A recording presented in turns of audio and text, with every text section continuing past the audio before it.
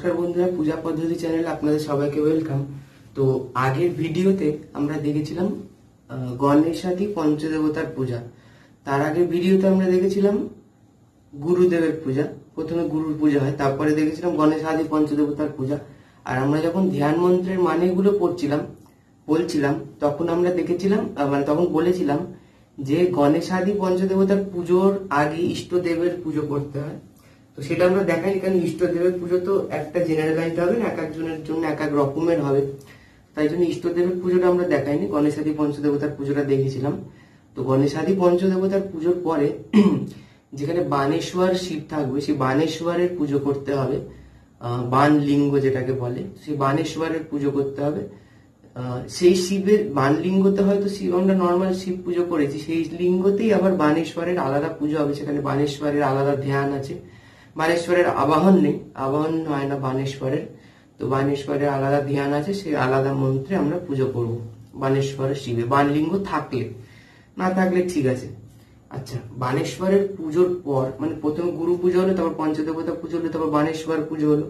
তাহলে বানেশ্বরের পুজোর পর আমরা কি করব? মূল পুজো করব। তো মূল পুজো শুরু করার আগে আমরা শুধু গন্ধ পুষ্প দিয়ে কিছু পুজো করব। গন্ধ পুষ্পে না পূজায় বলছি আমি কি কি পুজো করব। প্রথমেই বলছে এতে গন্ধ পুষ্পে ওং ব্রহ্মণে নমঃ, এতে গন্ধ পুষ্পে ওং গাং গঙ্গাयै নমঃ, এতে গন্ধ পুষ্পে ওং ইয়াং যমুনাयै নমঃ, এতে গন্ধ পুষ্পে ওং আদিত্যাদি নবগ্রহেভ্यो নমঃ, এতে গন্ধ পুষ্পে ওং ইন্দ্রাদি দশদিক্পালেভ্यो নমঃ, এতে গন্ধ পুষ্পে ওং কাल्यादि दश महाविद्याभ्यो नमः, इति गंधपुष्पे उंग मत्सादि दश अवतारेभ्यो नमः, इति गंधपुष्पे उंग वास्तु देव देवीभ्यो नमः।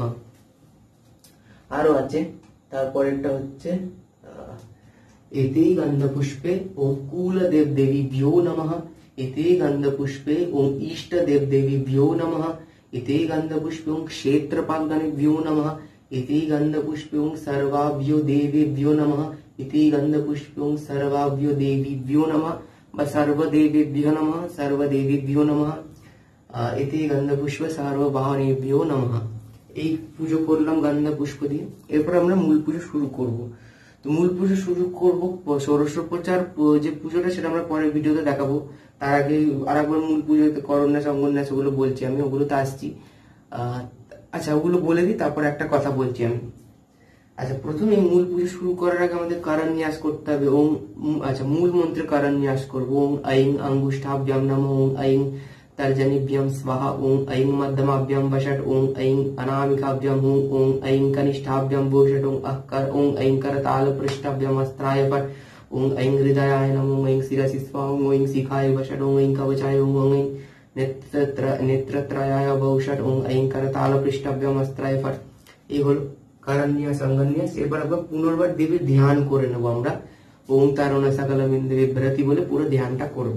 যেরকম ধ্যানের যা নিয়ম ছিল সেইভাবে আমরা ধ্যান করব।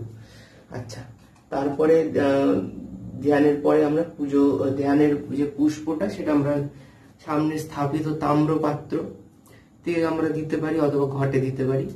আচ্ছা, এইবার ধ্যানের পরে আমাদের ষোড়শোপচার পূজা শুরু হবে। সেটা আমরা পরের ভিডিওতে দেখাবো, ষোড়শোপচার পূজা পুরোটা। তো একটা ভিডিওতে যেহেতু ষোড়শোপচার দেখানো হয়েছে, একটু ভিডিওর লেন্থটা বড় হয়েছে, ঠিক আছে। যাই হোক, আটটা করে ভাগ করলেও হতো। যাই হোক, একটার মধ্যেই দেখানো হয়েছে। আচ্ছা, এবার যেটা মেন যেটা বলার, সেটা হচ্ছে ষোড়শোপচার পূজার অনেক রকমের হয়, ঠিক আছে। অনেক রকম বলতে ষোড়শোপচার গুলো তো ফিক্সড, সেটা আমি এর আগে আলোচনা হয়ে গেছে উপাচার গুলো নিয়ে। তো সেটা নিয়ে আমি আর কিছু বলছি না। উপাচার কি কি লাগবে সেটা বলে দিয়েছি, কিভাবে সেটাকে রেডি করতে হবে সেটাও বলে দিয়েছি। মানে পা দিয়ে জলের মধ্যে কি কি থাকবে, আচমনীয় জলের মধ্যে কি কি থাকবে, এগুলো অলরেডি আমাদের ভিডিও, মানে আগের ভিডিওতে বলা হয়ে গেছে। আচ্ছা, আজকে যেটা বলবো মেন, সেটা হচ্ছে ষোড়শোপচারের প্রত্যেকটা বস্তুকে নিবেদন করার পরপর কিছু স্টেপ আছে। প্রথমে আমরা প্রোক্ষণ করবো 3 বার। বাং এতস্मै ওঙ্কায় নমঃ, বা যে দ্রব্যটা দিচ্ছি সে রজতাসন। বাং এতস্मै রজতাসনায় নমঃ, বাং এতস্मै রজতাসনায় নমঃ, বাং এতস্मै রজতাসনায় নমঃ। এটা গন্ধ পুষ্প নিয়ে বলবে, ইতি গন্ধ পুষ্পং রজতাসনায় নমঃ, ইতি গন্ধ পুষ্পে তদ্ধিপতায় দেবায়ং শ্রী বিষ্ণবে নমঃ বলে নারায়ণ শিলাতে দেবো। ইতি গন্ধ পুষ্পে সম্প্রদানায় ওং ऐं सरस्वत्यै नमः। বা যে দেবীর আমরা পুজো করবো সে তাকে নিবেদন করবো। আচ্ছা, এটা হওয়ার পর যে বস্তুটাকে নিবেদন করছি সেই বস্তুটা তুলে ধরে সেই বস্তুর নিবেদনের কিছু মন্ত্র হয়। যেমন আর অজতাসনের ক্ষেত্রে বা রাজতাসনের ক্ষেত্রে আমাদের মন্ত্র আসনং ওং আসনং গৃহীণ দেবেশি, এরকম বলে একটা মন্ত্র আছে, মন্ত্রটা ভুলে গেছি, দেখছি। হ্যাঁ, মন্ত্রটা হচ্ছে ওং আসনং গৃহীণ দেবেশি যৎকৃতং শোভনং ময়া সর্বকাম ফলং দেহি বাগীশ্বরী নমস্তুতে ইদং রজতাসনম ওং ঐং সরস্বত্যৈ নমঃ। এইভাবে পুরোটা বছর আমরা দান করব, সেগুলো তো দেখিয়েছি পরে। তো এটা বললাম তার কারণ, এই যে নিবেদনের যে স্পেসিফিক মন্ত্রটা, প্রথমে যে প্রোক্ষণ করছি, অর্চনা করছি, তারপরে নারায়ণ শিলাতে ফুল দিচ্ছি, সম্প্রদান করছি, সেই বাক্যটা পাঠ করছি যে সম্প্রদায় ঐং সরস্বত্যৈ নমঃ, এগুলো তো ঠিক আছে, এগুলো পর্যন্ত নর্মাল। কিন্তু এই যে আসনের যে মন্ত্রটা স্পেসিফিক, স্পেশাল যে মন্ত্রটা আসলে আসনং গৃহীণ দেবেশি যৎকৃতং শোভনং ময়া, এই যে মন্ত্রগুলো ষোড়শোপচারের প্রত্যেকটা দ্রব্যের জন্যই এরকম মন্ত্র হয়। কিছু কিছুর জন্য হয়তো মন্ত্র পাওয়া যায়নি, যেমন চন্দ্রমাল্য হয়তো হতেই পারে কোথাও আছে, কিন্তু আমি পাইনি কোথাও।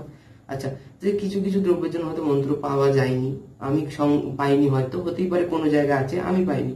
আচ্ছা, তো সেই ক্ষেত্রে কিছু বলছি না, কিন্তু যেগুলো মন্ত্র আছে, ধূপ দীপ এবং বনস্পতি রসো দিব্য গন্ধাঢ্য সুমনোহর, এই তারপরে দীপের ক্ষেত্রে দু রকমের, অগ্নি জ্যোতি, রবি জ্যোতি, চন্দ্র জ্যোতি, তথৈব চ।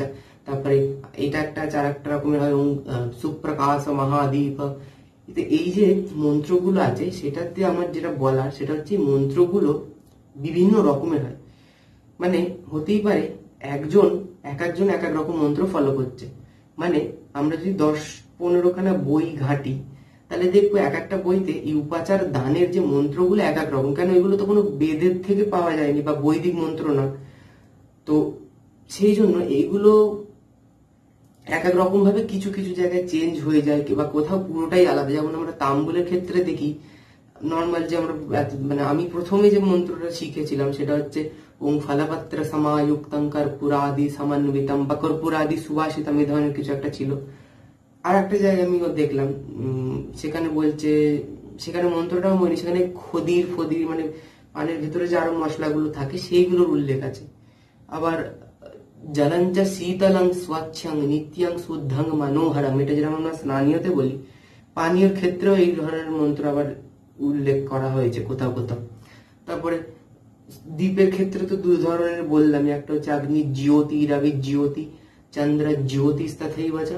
জ্যোতিষা মুক্তমো দেবী দীপয়ং প্রতিগৃহ্যতাম এষ দীপ ওং ঐং সরস্বতী। এটা একটা মন্ত্র। একটাতে বলা হচ্ছে ওং সুপ্রকাশ মহাদীপ, এর আমার একটা মন্ত্র আছে।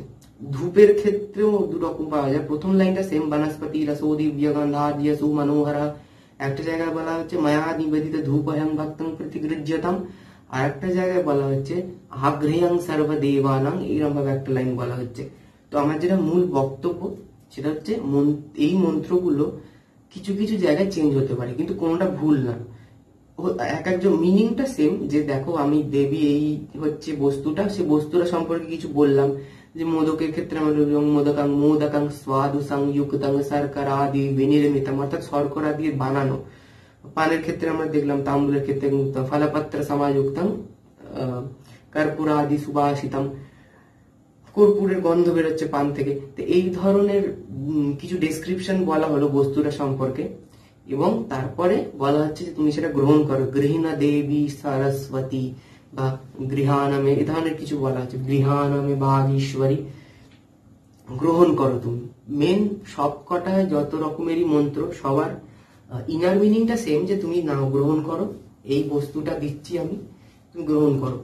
সুতরাং এই মন্ত্রগুলো কোথাও হতে পারে, মানে এইটা না যে কোনোটা ঠিক কোনোটা ভুল, এটা বিভিন্ন বইতে বিভিন্ন রকমের হতে পারে।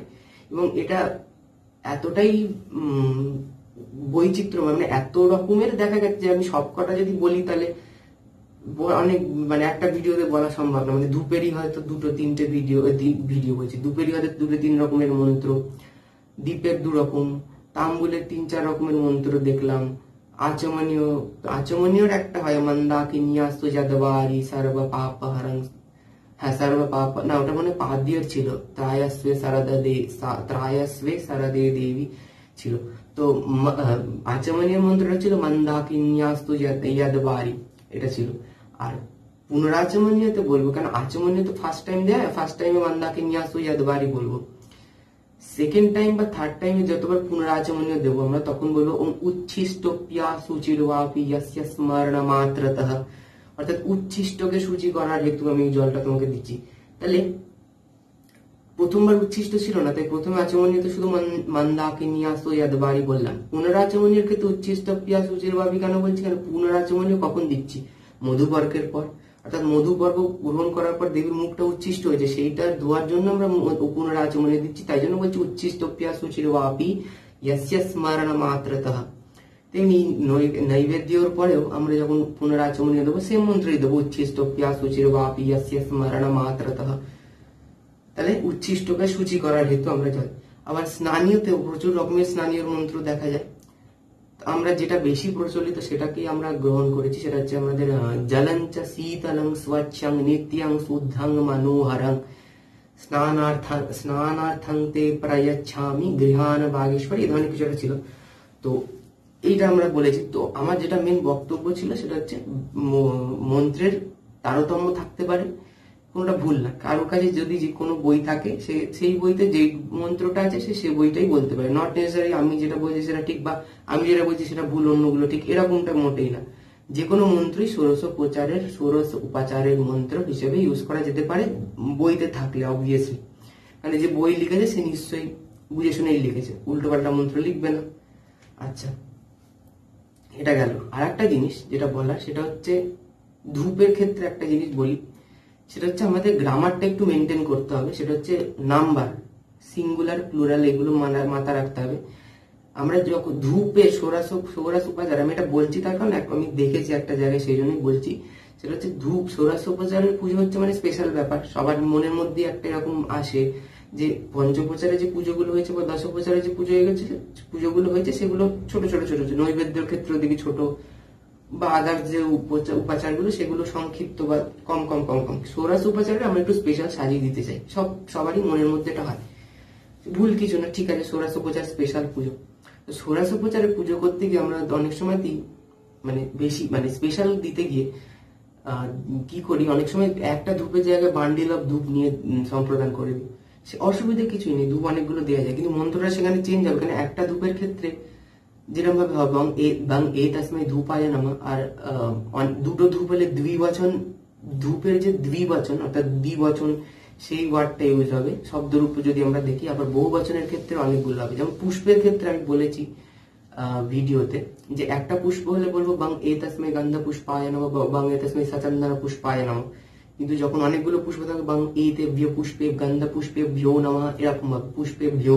কারণ আমরা দেখি বহু বচন গুলোতে শব্দরূপে ভ্যো নারে ভ্যো এরকম ভয় ফলাউকার করে একটা করে যোগ হচ্ছে, তাই জন্য আমরা বহু বচন মানে জেনে নেবো, মানে ধূপ দিতে বারণ করছি না যে একটার বেশি দেবো না, কিন্তু মানে ওই শব্দরূপটা দেখে নেবো আর কি।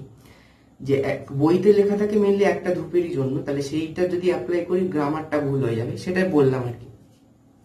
সেটা দেখে নেবো ধূপের বহু বচনটা কি, আমার এই মুহূর্তে জানি না আমি, তাই জন্য বললাম না ভিডিওতে, দেখে নেবো পরে যে ধূপ বা দীপ যেখানে আমরা বহু বচন, যেমন বস্ত্র, অনেক সময় আমরা দেখি অনেক বস্ত্র একসাথে আমরা হয়তো পুজো দিয়েছে কেউ 5-6টা বস্ত্র একসাথে, বা আরো অনেক বস্ত্র হয়তো একসাথে আমরা সম্প্রদান, তাহলে সেই ক্ষেত্রে আমরা বলবো বং এই তসমৈ বস্ত্রে ভ্যো নমঃ। আর একটা বস্ত্র যদি আমরা দিই তাহলে সেখানে বলবো বং এই তসমৈ বস্ত্রায় নমঃ। দুটো বস্ত্র পেলে বস্ত্রের যে দ্বিবচন শব্দ সেটা আমরা ইউজ করবো। সেগুলো একটু দেখে নেবো যে কটা করছি কি করছি। সংস্কৃতে 3টে নাম্বার হয়, মানে নাম্বার বলতে 3টে বচন হয়, একটা হচ্ছে আমাদের এক বচন, একটা দ্বিবচন, একটা বহু বচন। তা সেই শব্দগুলো আমরা জাস্ট ইউজ করব, এটাই বলা।